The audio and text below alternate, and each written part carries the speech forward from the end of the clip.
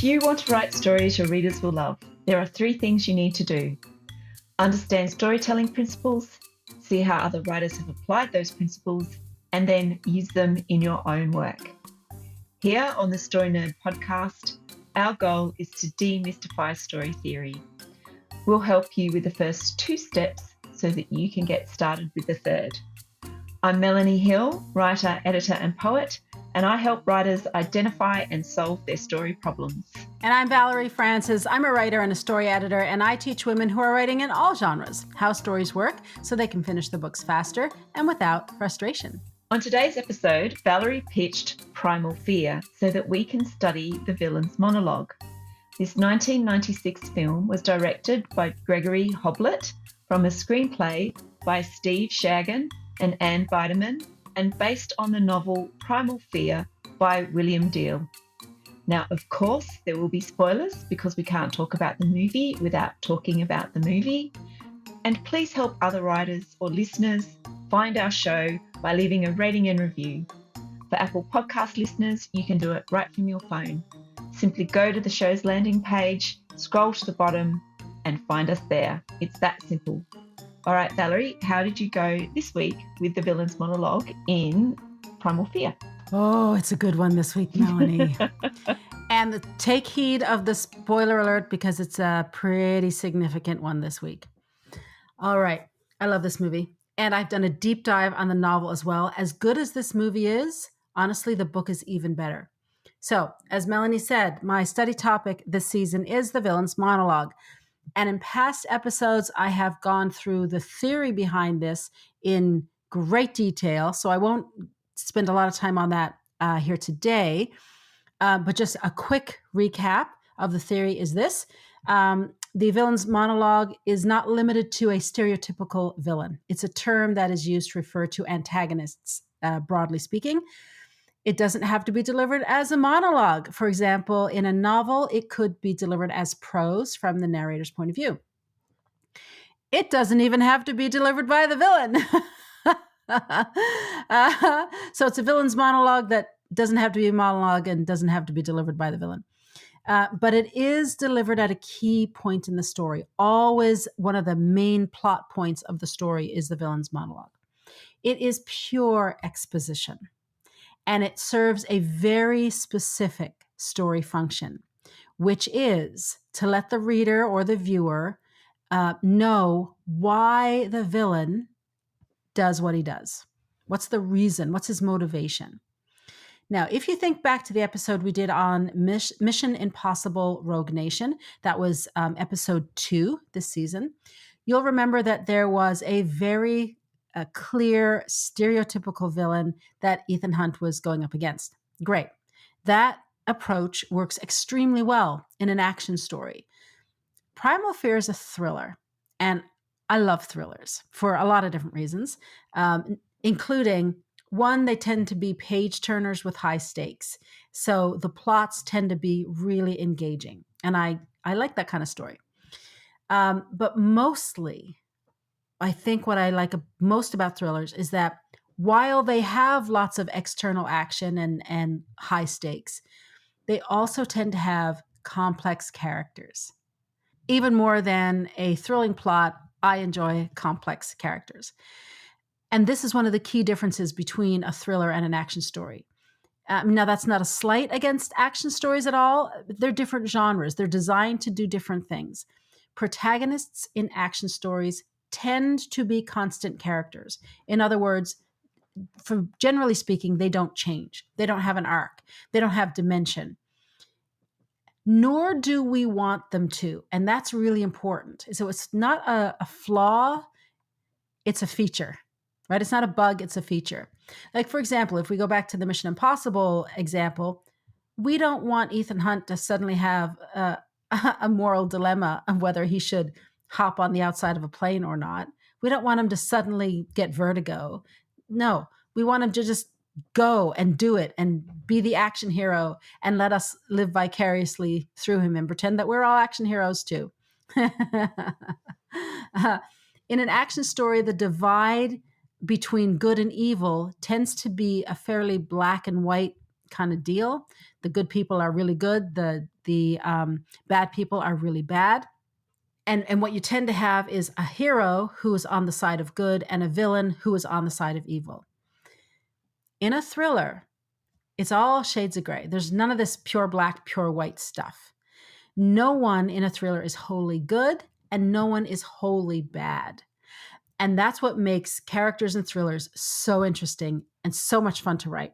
So, in my study of the villain's monologue this season, what I did was choose as many different genres as I could so that we could see as many different interpretations and presentations of the villain's monologue. So Primal Fear has not disappointed this week. Whew, it's very exciting. I can't wait to get into it. In Primal Fear, we don't just have one villain. We got 3. And they are not stereotypical villains. They are dimensional antagonists. They are shapeshifters. William Diehl, we talk about the fundamentals of storytelling all the time. One of them, and one of the lessons that we cover in that course, is all about archetypes. And William Diehl took the fundamentals of archetypes and crafted such an amazing story, really pulled the wool over our eyes. Really, like, it's a real sleight of hand, right? He had us looking in one direction, while in another direction, he was spinning out all this other stuff. The story is so good that, 33 years later, we're still talking about this. 33 years later, it is still a game, a people pleaser, an audience pleaser. All right, so here are the 3 villains in Primal Fear and their monologues. And remember, the villain's monologue is the justification for his own behavior. It's his explanation for why he has done what he has done. So we, the viewer or the reader, we don't have to agree with his reasoning, or certainly not what he's done. In fact, we shouldn't agree with any of that, because if we do, then we start to empathize with the villain, and that takes attention away from the hero. And you want all of your reader or viewer's attention to be on the main character, not on the antagonist. All right. So it's from the villain's perspective. And as far as he's concerned, this reasoning makes total sense. It's a complete justification for why they do what they do. All right. So the first villain we have is Archbishop Rushman. So they've taken the archetype of a religious leader, a pillar of the community, right? So the Archbishop is actually the murder victim for the main storyline. So he's not actually around. He's not in the story very long to explain why he does what he does, why he has forced vulnerable youth in his care, why he has forced them to create sex tapes that he watches and directs. So if he's one of the villains and he needs a villain's monologue, but he's dead in the first couple of minutes, how did William Diehl handle it? He had Aaron deliver the villain's monologue, and Aaron is his victim. So if you look at Archbishop Rushman and Aaron, they are both victims of each other's crimes, but they are also both villains in each other's crimes. So good, so good, so good, so good. So at an hour and 50 minutes into the film, Aaron / Roy is on the stand. He's very much acting as Aaron in this case. And so he's on the stand, and his own lawyer, Martin Vale, speaks to him first, and then Janet, the prosecuting attorney, cross-examines. So here's the dialogue. Martin says, "You didn't feel anger towards Rushman about being forced to perform in that tape?" Aaron, "No, he did everything for me. There was nothing else I could do for him, and he needed it." Keep in mind that phrase, he needed it. So a minute later, during the cross-examination, Janet says, "You loved him like a father, even though he made you and your girlfriend perform demeaning acts for his own gratification."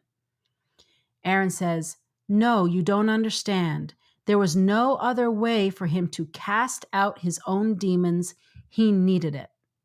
So the Archbishop did what he did to cast out his own demons. This obviously is what he has told Aaron and the other kids, that they were helping him cast out his own demons. So the second villain is John Shaughnessy, who's the DA.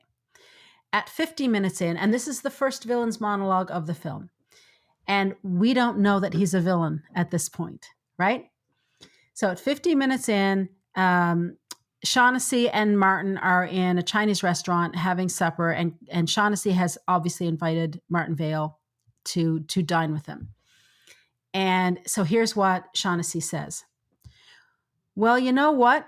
People think this great city runs itself. They think it gets up and goes to work and climbs into bed at night just like we do. They aren't aware of what it takes to make sure the whole damn thing doesn't break down. Crime, fires, riots, the water pipes bursting under the city. What a mess that was. And by the way, I am editing out the profanity as I read this. There's a lot of profanity in this movie. So the pipes bursting, what a mess that was. Who does the water commissioner call? The contractor who built it? No, he calls me. They all call me. They call me because I keep the peace. That's my job. This city doesn't burn because I won't permit it. I'm the great negotiator. You think people get that? The truth is, I don't care. They don't even vote. All they want to do is eat, sleep, and occasionally have sex with their wives. So the DA does what he does because he sees it as his job to protect the city and keep the peace. So he's going to do that however he sees fit. Then at 1 hour and 13 minutes in, this is when Martin Vale sees Roy for the first time. Again, I'm going to edit this to remove the significant profanity. All right. Roy says, "You sure messed this one up, counselor. It sounds to me like they're going to shoot Aaron so full of poison, it's going to come out of his eyes. Aaron's crying off in some corner somewhere where you scared him off. You got to deal with me now, boy. I ought to give you a beating on principle. Look at me. You ever come in here and pull that tough guy stuff on Aaron again, and I'll kick your ass to Sunday. You understand me?" Martin, "I understand. Aaron gets in trouble. He calls you. You're the man." Roy, "Aaron couldn't kick his own ass. You seen him with the duh. He can't handle anything. He sure as heck couldn't handle all that preacher's blood, could he? If he'd done like I told him, he wouldn't be in this mess, but he got scared and ran off and got caught." Martin, "So Aaron did kill Rushman?" Roy, "No. Where did they find you? Ain't you been listening to me? Aaron don't have the guts to do nothing. It was me, boy. It was me." Martin, "It was you." Roy, "Yes, it was. He come crying to me like always, stuttering and whining. I can't take it no more, Roy. You gotta help me. Please, Roy. I said, shut your mouth, you little girl. Grow up, be a man, take care of yourself. You know what I'm saying?" Martin, "Tell me about Linda." Roy, "Linda? Who cares about Linda, that little tramp? Let me tell you something. Everybody had a piece of her. You know what I'm saying? I mean, she had Aaron wrapped up so tightly, he actually thought she was his girlfriend. It was pathetic. She broke his heart." And then at the very end of the film, Roy confesses to having killed Linda too. He says, as Aaron, "I just had to kill Linda, Mr. Vale. She got what she deserved." So why does Roy do what he does? Why does he kill Rushman and Linda? Well, he kills Rushman because Rushman abused him. And he kills Linda, as he says, because she, he says, deserved it because she was having sex with everybody. So from a craft point of view, Primal Fear is absolutely excellent. It is a brilliant novel as well. If you're writing a thriller, or if you want to write dimensional characters, this is one you have to study. If you want to use archetypes as a way of pulling the wool over your reader's eyes, watch this movie, read this book. If you're trying to write a twist ending, watch this movie, read this book. This is one of the movies that you put on your list, along with, Manchester by the Sea, The King's Speech, Whiplash, The Wife, as just something you can go to learn any of the fundamentals of storytelling. Okay, Melanie, how did you go this week with Primal Fear? Well, it was really different for me this week, and I'll tell you why in a minute. Because this week I'm going to have a look at the concept of who wins a scene and the impact that a plot twist has on the turning point. Now, winning the scene is a simple and effective way to think about objects of desire, oppositional forces, and change within a unit of story. So when a character wins a scene, it means that they get what they wanted. Now, in Primal Fear, our understanding of who wins each scene changes after the twist is revealed. Now, what a plot twist does is change our understanding of what is going on in a scene because the reader, or viewer in this case, has different information and sees a scene with a greater degree of clarity after they know what the twist is. So as a result, the turning point changes because our understanding of the scene changes. And this is super fascinating. So let's look at the scene where Martin Vale confronts Aaron after Martin has found and viewed the video. Now, Martin is angry because he believes Aaron isn't being truthful. He wants the truth and he wants mild, stuttering Aaron to come clean, so he yells and verbally abuses him. Aaron turns into Roy, his alter ego, and Roy strikes Martin. Martin backs into a corner and then is threatened by Roy. And then Roy admits to killing the Archbishop because Aaron couldn't. Martin now has what he wanted. He knows the truth.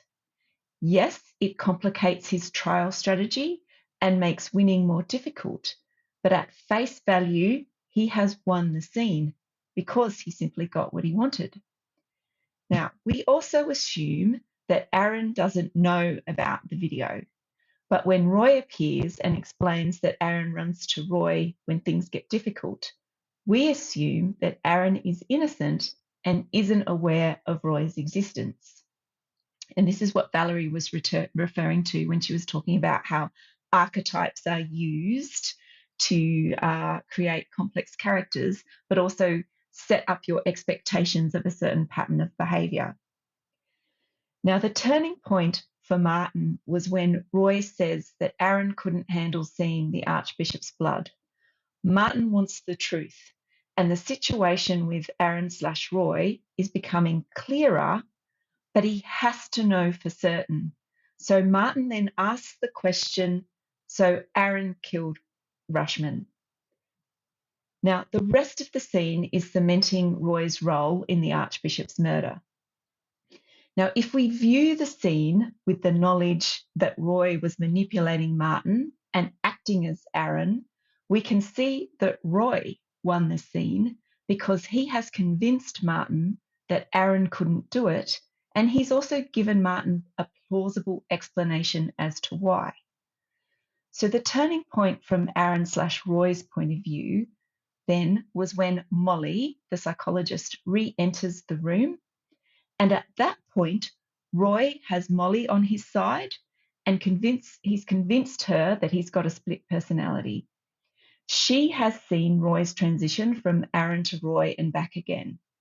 Roy also knows that he needs Molly on his side. So Roy could keep going with hitting Martin to make the point about getting rid of the videotape because it shows motive. Or he could revert back to Aaron and manipulate Martin and Molly even more. So from this point of view, Martin has lost the scene because he is further away from getting what he wanted, which was the truth. And instead, he is actually losing control of the case, even though he's not aware of it at this point in time. Now, this is the beauty of a true twist, because the extra information completely changes the meaning of the story and what's really going on. And it also changes our understanding of the turning point and the results of the turning point, which I think is super cool. Now, winning and losing the scene, act, or story is easy to understand in Primal Fear because Martin's goal is to win in court by getting Aaron off a murder charge. And he'll do anything he can to get that outcome. And an excellent example of another scene where Martin thinks he's in charge of what's going on is during Janet's cross-examination of Aaron. Now, again, our understanding of what the turning point is changes after we find out that Roy is really pulling Martin's strings. And I suppose that the turning point per se isn't changing, but the outcome and the results of that turning point really differ when we have that extra information. All right, so I'll explain what I mean.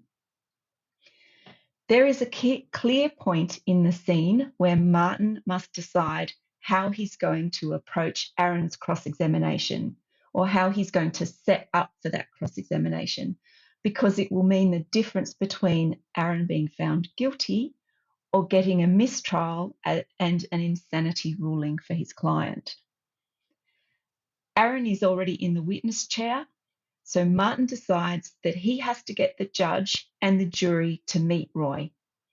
So he sets Aaron up to break down. Martin grabs the witness microphone and tells Aaron to, and I quote, "Stop your whining, little girl, be a man," unquote. Then he stops questioning shortly after that and hands Aaron over to Janet. Now, Martin has made his decision and leaves it up to Janet to push all the right buttons. And while Martin thinks he's handing over to Janet to do his bidding, what he's really done is give Roy a signal to reappear or to appear and attack Janet.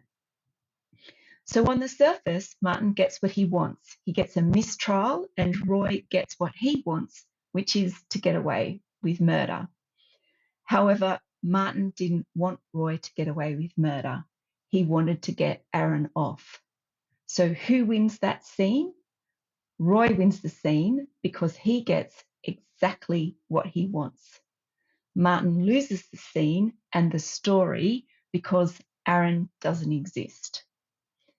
Now, the turning point for Roy is also when Martin says, "Stop your whining, little girl, be a man." But it's at this point that Roy believes he and Martin are on the same page. And Martin wants him to turn into Roy. So it's quite clear what he thinks he knows what he needs to do. The question for Roy then becomes when to do it and what to do in the courtroom. Now, again, when we discover that Roy knew what he was doing all along and he invented Aaron, it changes how we view the whole movie and more specifically, every scene in that movie. Our understanding about when the scene turns and who wins the scene also changes. And it also changes in nearly every single scene once you know what that plot twist is. Now, writing a story twist is difficult and it requires a great deal of craft. But what I'm hoping to do in this episode is show you how you can change the meaning of a scene by withholding or providing information to a reader. And it can impact the turning point. Now, a twist doesn't need to be a story twist. It can be a smaller twist at the scene, sequence, or act level. So keep that in mind when you're thinking about what it is that you want to do in the scene and how your turning points can be used to actually give you different outcomes once information is known and you know who wins the scene. All right, that's it for me this week. Valerie, what's the action step? Make sure all of the villains in your story have their own monologue. Oh, that's a good one. Yeah, that's a good one. All right, that wraps it up for this week. Join us again next week when we discuss Black Bag. To support the show, please leave us a rating and review and tell your writer friends about us. For more information about our online training, visit storynerd.ca/courses. To join Valerie's Inner Circle, go to valeriefrancis.ca/inner circle. And for tips about books to help you read like a writer, visit me at melaniehill.au. And remember, story theory doesn't have to be difficult. It's a tool to help you write more, not less. So take it one step at a time and have fun.